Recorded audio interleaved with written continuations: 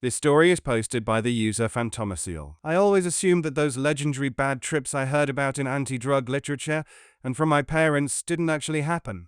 Well, they do happen, and the cause of mine was a combination of a familiar dose with an unfamiliar batch, filtered through some philosophical misconceptions I had.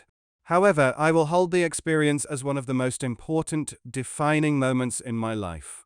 It was the moment I came closest to both complete ego death as well as actual physical death, and I offer my experience to anyone who is interested in psychedelics to be warned and prepared for the type of tests you must sometimes face if you ever accidentally hit that ceiling of consciousness. It was early July, and me and my true love, who will henceforth be referred to as V, were going to again take a trip to that dazzling psychedelic mushroom land in celebration of her birthday.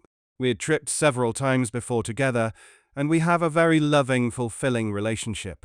So I was expecting the best, and I was in a very happy, excited mood. But first, some information about my drug history.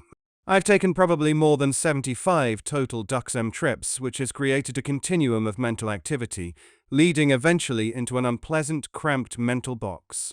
DSM was my first outlet to different realms of consciousness, but it is a very small path, one without any real spiritual knowledge. For me, DuxM caused acne, depression, high blood pressure, and different pupil sizes for days after trips. I had used salvia probably 20 times and never had a bad trip. Once, a party was held by some mischievous entity who informed me that I was the most fucked up anyone has ever been, and so I got to see the truth. Anna's advertising reality is an illusion. Flu, streamers, confetti. My friends got up and celebrated with kazoos. Since this experience, I feel like any further experimentation with salvia would be interpreted as insolence by that mysterious consciousness which inhabits the soul of the plant. I've done mushrooms and acid probably a combined 20 times. I lose track of which experiences belong to which drug. They are very similar to me, and once even induced a bad trip by listening to Wolf Eyes, a horror noise band, as a test and out of curiosity. Every time I've done mushrooms, I have taken the same dose, 3.5 grams. As I did this time, and it goes to show you that you'd always take a preliminary dose with a new batch to ensure that you are prepared. Indeed, the mushrooms we had were supposed to be very strong. Their stems were marked with purple and blue spirals, which I assume indicates a high presence of hallucinogenic potency. A friend of ours, having taken the same dosage, had become lost in a Columbus Park, mistaking his environment for Egypt. I figured that it wouldn't be an issue for someone with the aforementioned salvia experience under my belt, so I took the full 3.5 grams in one sitting, slathering them in peanut butter. With 0:30, me and V went outside to the lot behind my apartment. Both of us are artists connected to our inner child, so we were planning to go draw with sidewalk chalk. I had taken a book on Michelangelo, and I was hoping to reproduce one of his drawings in chalk. When we actually got out there, however, I got lost in a haze of artistic anxiety and indecision. I simply could not settle on anything. Every line was hesitant. My spatial distortions were completely off, and I had almost forgotten that it could be due to coming up on mushrooms, since I was not actually getting any other changes in perception. I would second-guess myself, and then judge each single line like a monument to some huge personal failure. We were listening to the fiery furnaces, which made my mind jump around frantically. There was a lyric which haunted me. I thought I was thinking, but apparently not. I kept lingering on that line. How can such a contradiction exist? It felt like I had forgotten how to think. I told V that we should go in, and she agreed. She was not getting good work done due to similar mental circumstances. Inside, I started to realize that I might face something really big, and I wanted to have a full stomach so that the mushrooms alone weren't the only thing in my stomach. I prepared a sandwich, took one bite, and couldn't take another. I wanted to drink something, but all the cups were dirty. We decided to try to watch a movie, and within 10 seconds I realized I would be unable to follow it. I put on a blanket because I was cold, then I realized I was hot. All of this was adding up to a state of nervous contradiction and negation. I started to become just really irritated and borderline angry. I decided I should just try to sleep, so I threw off my clothes and took out my contacts, which were itching badly. I tried to induce vomiting because I felt sick but couldn't. I told V to find and put on Godspeed You, Black Emperor, but she was unable to find the CD. Later on I realized this might have been a subconscious desire to have an appropriate soundtrack for the end of the world. At this point my thoughts were racing. Want to draw, but feel blocked. Want to eat, but not hungry. Want to drink, but no clean cups. Want to watch a movie, but can't follow it. Feel like vomiting, but can't. Want to listen to Godspeed, but can't find it. Got ready for sleep, but can't because I'm losing my fucking mind. I am in bed with my face into the pillow, pulling my hair. V comes in and lies next to me. Me. This is awful. V. I know. Me. I need to forget all of this. I start to cry. V. We poisoned ourselves. We just need to sleep, and when we wake up, it'll be like nothing ever happened. She goes to clean a cup so I can have a drink of water.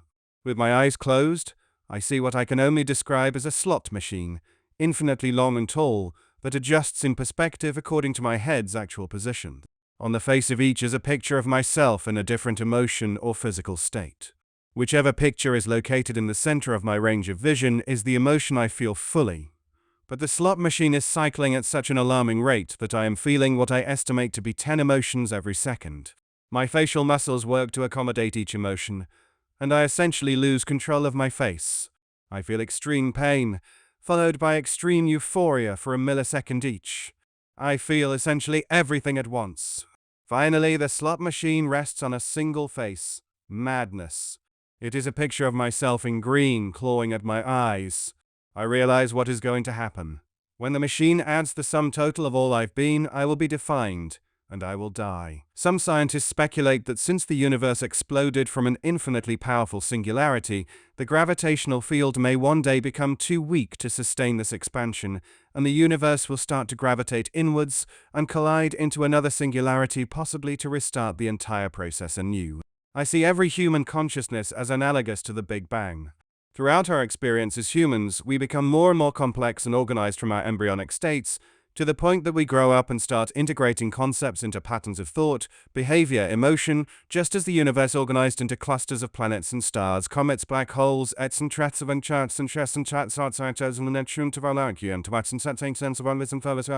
Everything subjective, everything regarding the self. My emotions, dreams, etc. become the earth, and all my perceptions regarding the external world are the stars. And the entire universe is folding in on itself, and I am simply not ready for whatever happens after it. I feel like I will have completed life, solved the puzzle. It was as if I have seen every part, or almost every part, through my observations, and how they fit together, so I was worthy to view the gestalt, the whole form, one singularity. And I thought, no one would be allowed back from seeing that, because you must be outside of that form in order to view it. I thought of what V said, it would be like nothing ever happened. I thought I would die for sure, but I also thought I might be reincarnated, maybe due to her statement when you wake up, or simply in hell somewhere away from this world that I know on my own. I didn't think a living person is allowed to see what's on the other side of the end of the universe. Near this time in my life, I was extremely immersed in Ayn Rand's novels, and objectivism as a practical philosophy. For those that don't know, her philosophy revolves around the love of the ego and the virtue of selfishness, or at least rational self-interest. Being an artist, the fountainhead greatly influenced my drive to work hard at learning my craft, rather than just sit around and wait for inspiration. However, worshipping my ego and reveling in the separation between me and my environment will not allow me to sit complacently as it dissolves. I mistook my ego for my actual life, which I believe was not actually at risk. I tell her, I am going to die. Call 911, right now. She refuses on the grounds that I am just having a bad trip, so I run to my neighbor's apartment right across the hall. I am frantically trying to get them to call, but they demand to know the situation, and I don't think I can even take the time to explain without dying first. I feel like I am being tested. If I am able to go out into the world in my underwear, at the risk of public humiliation, legal trouble, hospital bills, potentially losing my job, I worked in a movie theater located in the outdoor mall area right next to my apartment complex, and I would have earned my right to lie. As I attempt to run out of the building, V and a neighbor attempt to stop me. The neighbor is about twice my size, and both of them are grabbing me as hard as they can. I am pulling on the door frame with all my might. I feel their hands as 1,000 corpses' hands trying to hold me into my coffin. Gradually they let go, and I fly head first off the concrete steps, flat on my face, fracturing my nasal bone, bloodying my face. I don't even register the pain. It feels like I just fell through a huge number of patterned walls. I take off running as fast as I've ever run. I don't have contacts or glasses on, and since I am legally blind without correction, I can barely discern forms from blurry blocks of color. The sun is setting, and I run towards the exit of the apartment complex. I get a car to stop and tell the driver, as calmly as I can under the circumstances, that I have poisoned myself with mushrooms and need help. He says, "Nah man, I got kids in here." I look and do not see kids. I assume that he was basically the universe's analogy for this cokehead idiot I know, who inexplicably always wanted to hang out, even though I made it consistently clear how little I respected him. I always made these half-assed, transparent excuses not to hang out, and now there was some universal equity. Next, I turn towards my place of employment. I get to the back of the building and successfully stop a car, with a man driving and a woman in the passenger's seat. I try to the best of my ability to explain to them that I am going to die, and I jump into the back of their car and demand that they take me to the hospital. The guy gets out, comes to me, and starts hitting my legs and trying to pull me out of the car. He is yelling, "Get the fuck out!" I associate the door he is trying to drag me out of with death, and so the opposite door, the passenger side, must be my chance at life. I scramble across the seats onto the woman's lap, and then out her door. I run as fast as I can into the parking lot. My brain is in a whirl, and I figure out that the security guard for the theater, who shall be referred to as X, can help me. I've known him for several years, and I figure he would understand I was on drugs and needed help, and I trusted him. At this point, he represented the concepts of security and life, a trusted friend and rational problem solver. Once an hour, he will take a walk around the building on patrol, so I start to scream for X, but he is not outside. I get to the intersection that is formed by the street the movie theater is at and another perpendicular street. For some reason, probably a sense of embarrassment, I decide to take the perpendicular street. I love my job, and I was glad to be able to keep it after this incident. But if I had simply obeyed the rules of the game, clearly internally defined at the outset, I wouldn't have faced the trouble I am about to explain to you. As soon as I reach the other side, I am standing outside an ice cream store. There are probably close to 20 people eating outside and loitering around. I cannot see, so everybody there appears as faceless, non-specific people. I ask them all to help, and everyone keeps turning away from me. Looking back and realizing how scared people must have been, I understand, but still wish someone had acknowledged me. In this entire experience, all that it would have taken was one single person assuring me, "Calm down, I'm going to call 911 right now." So to try and get some attention for my cause, I attempt to run full speed into the glass door with my head to shatter it. I had passed up my work, and without any real direction now, I was confused and grasping for straws. I smash into the glass, fall backwards, hear a scream. Apparently I blacked out, got up and ran another 2 blocks, because that's where my next memory starts. I'm staring diagonally into the intersection in front of the shopping center. On one side is a security guard employed by the shopping center, and on the other, a police officer. I think to myself that I can turn myself over to the security guard, but since it's not X, I don't want to settle. And I could turn myself over to the cops, but I have a problem with authority, and he may take me straight to jail instead of the hospital. So I decide to take my chances by running between them, into the intersection. I don't know what I was thinking at this point, because I seem to forget my original intention of getting help, and almost be putting myself into the way of death. I think perhaps this experience was a callback to another mushrooms trip I had, where me and V took a walk in the city at sunset, and life unfolded as a perfectly created game where everything we saw was conceptualized and represented conceptual trends, rather than just isolated events. We almost followed a group of people into a crosswalk on a "Don't Walk" sign. The first people in the group almost got hit and returned back to the side they came from. I look at V and say that represents groupthink and group mistake. I saw the intersection as a microcosm for life, and I think this time I was submitting myself to the mercy of life, to chance. Or maybe it was just because the whole event felt like the last 5 minutes of a movie, and I needed a climax worthy of what preceded it. Or maybe I was just confused and crazy with a serious head injury. Most likely, it was a combination of all 3. The cop grabs my arm and I yank it away from him. As I approach the geometrical center of the intersection, a millisecond timer hits 00, and then it starts into a positive counter. That number later, I think, represented what could have been a timer for the end of my life. And when I got there was a coin flip to see if I lived or died. I get to the other side of the intersection and I feel my muscles lock up and see everything fading to black. When I come to, I am in an ambulance. I am told that I was tased by the cop as soon as I got to the other side of the intersection. At the hospital, I am diagnosed with a brain hemorrhage, a fractured nasal bone, a bruised rib, and tons of lacerations all over my feet and body. For 2 days, I am in the IQ and spend another 4 altogether. They were extremely close to having to drill into my head to relieve the pressure, but thankfully they never did, and I survived without any enduring injuries. My stepdad's military insurance thankfully covers the medical bills, so I have no expenses besides the court costs. I get $700 in fees, 2 years probation, and 5 years where any alcohol or drug charges will cost me 7 months in jail. And as I leave the courtroom, I feel such an immense happiness and love for all things. I am extremely fortunate for the way everything turned out. I feel like Dostoevsky facing the firing squad, only to be pardoned at the very last second. This event gave him inspiration. Most of his books reflect this theme of near-death experience, and it also gave him the drive to finish some of his greatest novels, being completely aware of the fact that he would one day die.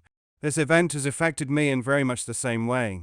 This will be one of the most defining moments in my life, and one I will revisit often in art. During the first month or so after this experience, I had very little recollection of what it was that had caused this madness, and I was sure that I would never ever take psychedelics again. My mind blocked out a number of details that slowly, little by little, came back to me. It seemed like everything that had happened in the peak of the trip was too much for my brain to comprehend, and so it buried them under waves of mental noise.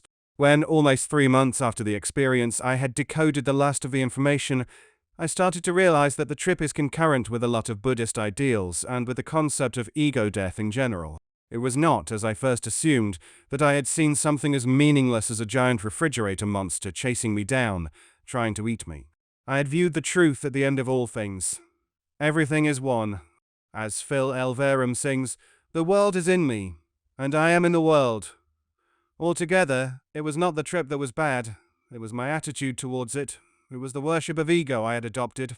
I consider it a failing of myself and not of psilocybin, which truly caused this experience. I have been researching Terence McKenna recently, and although I'm too much of a rationalist to agree with all things he's said, it would appear based on my experience that psilocybin lets me contact something which is pure information. I like to call this thing the Logos. My definition lies somewhere between McKenna's and Aristotle's. It is the entire logic and balance of the universe, the thing which binds matter together, and also the process of organization into hierarchies.